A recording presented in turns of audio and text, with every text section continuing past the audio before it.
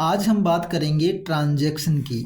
जैसा कि आपको पता है ट्रांजैक्शन के बारे में, बिजनेस में होने वाला लेन देन क्या कहलाता है? ट्रांजैक्शन कहलाता है। लेकिन ट्रांजैक्शन की अगर डीपली हम डेफिनेशन देखेंगे तो आप पाओगे ट्रांजैक्शन वह घटना या इवेंट है जिसके कारण किसी व्यवसाय के अंदर उसकी वित्तीय स्थिति पर प्रभाव पड़ता है और जिसके बदले में मूल्य का लेन देन होता है। मतलब जब भी बिजनेस में पैसे, सामान या सेवा के बदले में कुछ दिया या लिया जाता है तो उसे हम ट्रांजैक्शन कहते हैं। मतलब जब भी बिजनेस में पैसे, सामान या सेवा के बदले में कुछ लिया या दिया जाता है तो उसे हम ट्रांजैक्शन कहते हैं। ट्रांजैक्शन हमेशा कम से कम दो खातों को प्रभावित करती है। हमने आपको पहले बताया है कि दो लोगों के बीच में ही ट्रांजैक्शन होती है। दो या दो से अधिक लोग हो सकते हैं। एक अकेला व्यक्ति ट्रांजैक्शन नहीं कर सकता।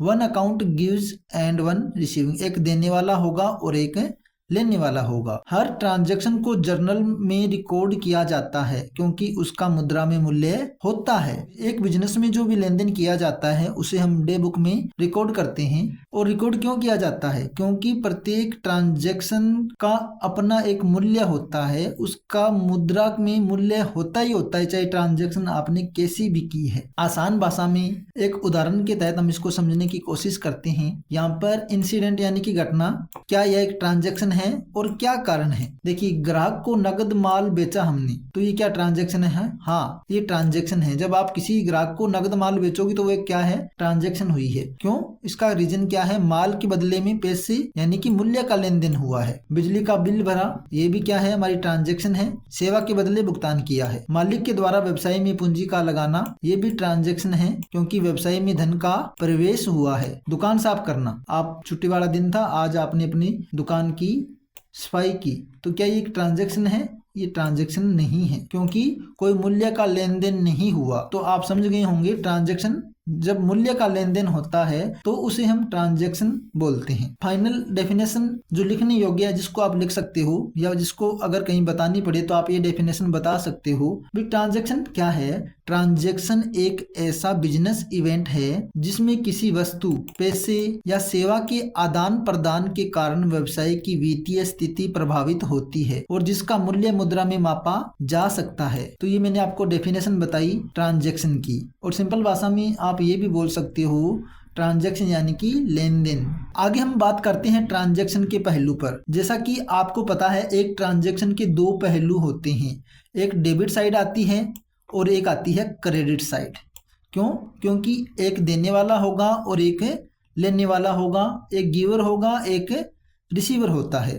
क्योंकि अकाउंटिंग डबल एंट्री सिस्टम पर चलती है, जहाँ कुछ मिलता है वहाँ कुछ जाता भी है। डेबिट और क्रेडिट को हिंदी में क्या कहते हैं? अगर आपसे कोई पूछे डेबिट और क्रेडिट को आप हिंदी में क्या कहोगे तो क्या आप लिखोगे? डेबिट और क्रेडिट को हिंदी में क्या कहते हैं? आपने अब तक डेबिट और क्रेडिट पढ़ा है। डेबिट को हम डीआर से जानते हैं और क्रेडिट को सीआर के नाम से भी जानते हैं। शॉर्टकट इनकी डीआर और सीआर के नाम से इनको जानेंगे। तो ये देखिए, डेबिट और क्रेडिट को हिंदी में क्या कहते हैं, मैं पूरा डिटेल से आपको बताऊंगा। देखिए, अंग्रेजी शब्द है डेबिट, जिसका शॉर्टकट आप डीआर भी यूज करते हैं। डेबिट को आप हिंदी में जमा बोल सकते हो, डेबिट भी बोल सकते हो, या लेना पक्ष, सही नाम इसका क्या है? लेना पक्ष। जहाँ व्यवसाय को लाभ या मुद्रा प्राप्त होती है, यानी कि बिजनेस के पास जो आता है वो क्या होता है? डेबिट। और क्रेडिट यानी कि देना पक्ष, नामी क्रेडिट या देना।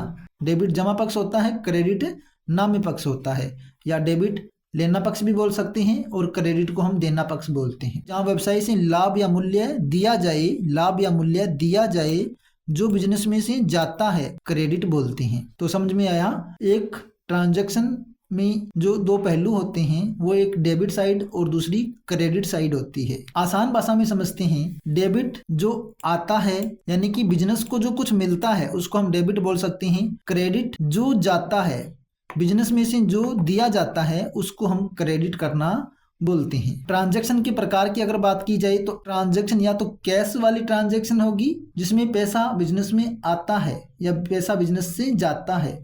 दूसरा विदाउट कैश ट्रांजैक्शन यानी कि बिना कैश, जिसमें कैश नहीं आता लेकिन फिर भी ट्रांजैक्शन होती है, यानी कि नॉन कैश ट्रांजैक्शन, बिना कैश की ट्रांजैक्शन। दो तरह की ट्रांजैक्शन है, या तो कैश आएगा या कैश नहीं आएगा। हम बात करेंगे कैश ट्रांजैक्शन तो आपको पता है बिजनेस को क्या मिल रहा है, कैश मिल रहा है।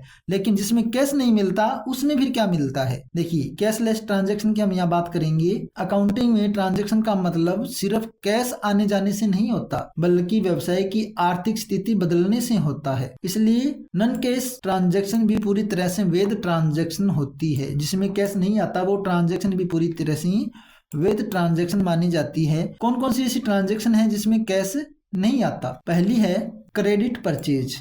अगर आपने माल खरीदा, किसमें? उधार खरीदा, तो आपने पेमेंट नहीं किया, अभी हमने माल क्या खरीदा है? उधार खरीदा। माल तो आ गया अपने पास, लेकिन अभी हमने माल खरीदा है उस कंपनी को, उस फैक्ट्री को अभी तक पेमेंट नहीं किया है, तो ये ट्रांजैक्शन तो हो गई। तो इस तरह की ट्रांजैक्शन जिसमें कैश नहीं जाता या बाद में देना होता है उसको हम क्रेडिट परचेज बोलते हैं। उधार खरीद, क्रेडिट परचेज में सामान खरीदा पर पैसे बाद में देंगे।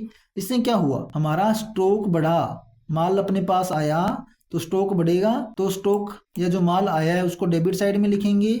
दूसरा, क्रेडिट साइड में क्या लिखा जाएगा? क्रेडिट साइड में लिखा जाएगा क्रेडिटर का नाम, क्योंकि क्रेडिटर बढ़ रहा है ना, इसको पैसे देने हैं ना, इसने भुगतान कर दिया क्रेडिटर ने, अभी इसी ने किया, इसको हमारे को देने होंगे, तो क्रेडिटर साइड क्रेडिटर बढ़ेगा। कैश नहीं हुआ लेकिन ट्रांजैक्शन हो गया। इसी तरीके से दूसरा क्रेडिट सेल, उधार बिक्री। पहले हमने उधार खरीदा, अभी क्या है? उधार बेच रहे हैं। उधार बिक्री भी किस में आती है? ये भी एक नॉन कैश ट्रांजैक्शन है, बिना कैश की ट्रांजैक्शन है। सामान बेचा पर ग्राहक ने पैसा नहीं दिया, पैसा वो बाद में देगा। इसमें क्या हुआ? डेबिटर बढ़ा और सेल बढ़ा। सेल बढ़ रही है तो उसको क्रेडिट साइड में लिखेंगे, माल गया और डेबिटर बढ़ा, ये डेबिट साइड में लिखा जाएगा। दूसरा कैश इनवॉइस। इसमें क्या है? इसमें कैश इन्वॉल्व ही नहीं है इस ट्रांजैक्शन में। जब माल आप उधार बेचोगे या उधार खरीदोगे तो उसमें कैश का कहीं जिक्र नहीं होगा, क्योंकि कैश हमने ना तो दिया है और ना ही लिया है। इसी तरीके से तीसरी डेप्रिसिएशन। डेप्रिसिएशन क्या होता है? एक कंपनी या फैक्ट्री में जो मशीनें चलती है वो मशीनों की कीमत टाइम के अकॉर्डिंग घटती जाती है। आपने कोई फैक्ट्री लगा रखी है और उसमें आपने कोई मशीन लगा रखी है, तो आज उस मशीन की कीमत है, क्या 2 साल बाद मशीन की कीमत वही मानी जाती है बिजनेस में? वो नहीं मानी जाएगी, कीमत घटती है। और घटती कीमतों की जो वैल्यू लगाई जाती है वो उसको हम डेप्रिसिएशन बोलते हैं। एग्जाम्पल, मशीन पुरानी होती है उसकी वैल्यू कम होगी, डेप्रिसिएशन एक्सपेंसेस बढ़ा तो वो डेबिट होगा, मशीन वैल्यू घटेगी वो तो वो क्या होगी?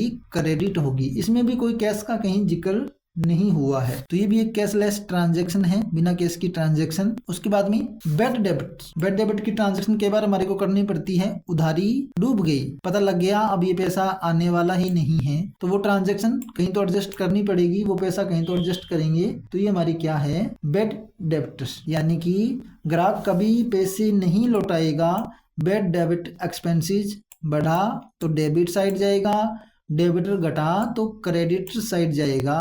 कैश नहीं आया पर अकाउंटिंग में प्रभाव पड़ा। जो ओनर है वो गुड्स घर ले गया, माल घर लेके चला गया ओनर, यानी कि ड्राइंग, वो कैश भी लेके जा सकता है और माल भी लेके जा सकता है। तो ऐसी ट्रांजैक्शन भी क्या है? कैशलेस ट्रांजैक्शन मानी जाती है, नॉन कैश ट्रांजैक्शन मानी जाएगी। ड्राइंग बढ़ा, डेबिट, परचेज, स्टॉक घटा, क्रेडिट, कैश नहीं हुआ, कैश का कहीं जिक्र नहीं हुआ, तो इस तरह की ट्रांजैक्शन भी कैशलेस ट्रांजैक्शन है। आगे एसेट का एक्सचेंज। एसेट का एक्सचेंज, पुरानी मशीन देखकर हमने नई मशीन ली, न्यू मशीन बढ़ी, डेबिट, ओल्ड मशीन घटी, क्रेडिट, कैश नहीं है, इसमें भी कहीं कैश का जिक्र नहीं है। ट्रांजैक्शन के बारे में जो मैंने आपको बताया है उसका एक छोटा सा हम रिव्यू लेते हैं, एक important note. Transaction equal to economic effect. Transaction क्या है? जो आपकी बिजनेस को इफेक्टेड करता है वो बिजनेस की ट्रांजैक्शन होती है। उसमें कैश हो या न हो, कैश होगा तो भी ट्रांजैक्शन है, कैश नहीं होगा तो भी वो एक ट्रांजैक्शन है। अगर लेन देन से, अगर ट्रांजैक्शन से आपकी एसेट, आपकी लाइबिलिटीज, आपकी इनकम, आपकी एक्सपेंसेस में कोई बदलाव आता है तो वह ट्रांजैक्शन ही माना जाएगा। ओके, तो आज की क्लास में हमने ट्रांजैक्शन के बारे में पढ़ा है।